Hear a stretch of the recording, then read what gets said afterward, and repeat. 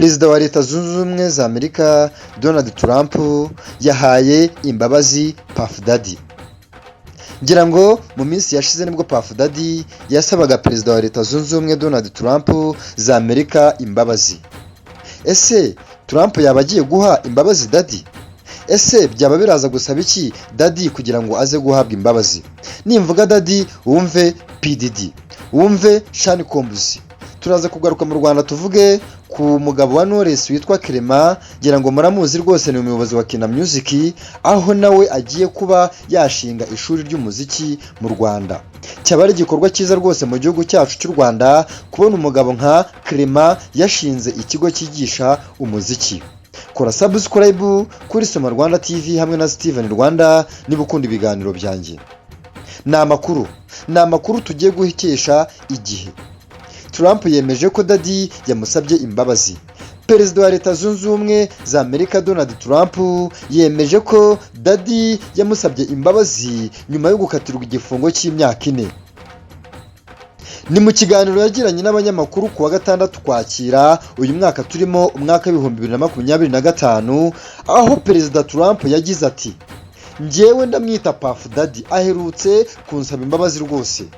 TMZ yatangaje ko ifite amakuru y'uko nyuma yo gukatirwa gufungwa imyaka 4 aribwo umwe mu bantu ba hafi ya Daddy yavugishije umwe mu bantu bashobora kugera kuri Perezida wa Leta Zunze Ubumwe Donald Trump akamugezaho ubwo busabe. Ese mu by'ukuri Trump yaba hari icyo agiye kuvuga kuri ubu busabe bw'uyu muhanzi wacu Puff Daddy? Muri icyo kiganiro n'abanyamakuru, Trump ntabwo yigeze agaragaza niba yarababariye Daddy cyangwa atifuza kumuha imbabazi. Ku wa gatatu Ukwakira umwaka w'ibihumbi 2025 nibwo Sean cyangwa se Daddy Combs w'imyaka 55 yakatiwe n'urukiko rwo muri Manhattan igifungo cy'imyaka 4 nyuma yo guhamywa ibyaha birimo gucuruza abagore mu bihugu bitandukanye kugira ngo bashorwe mu bikorwa by'imibonano mpuzabitsina n'ibiyobyabwenge bitandukanye, kubera ko uyu mugabo byamushimishaga rwose kubona ikiremwa muntu kiri kumwe ibiyobyabwenge gisambanira imbere ye.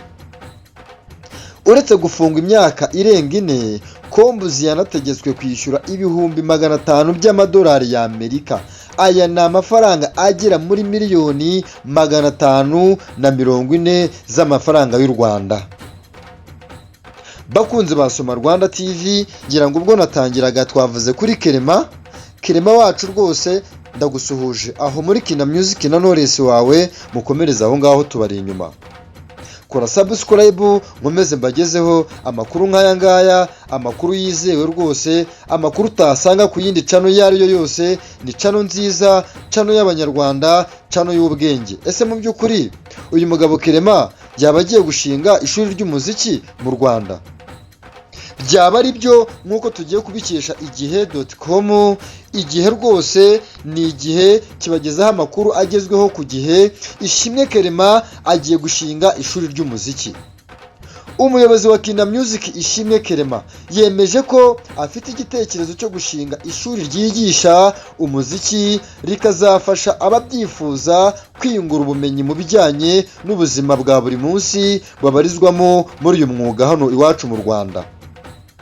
Ibi Ishimwe Clement yabigarutseho mu kiganiro yagiranye n'Igihe, aho yongeye gushimangira ko afite igitekerezo cyo gushinga ishuri ryigisha umuziki. Yakomeje agira ati: "Nimvuga ishuri niwumve ngo naya yigisha imyaka ingahe, ndashinga ikigo cyajya gifasha abantu kwihugura ibijyanye n'ubuzima bwa buri munsi tubamo mu muziki w'u Rwanda."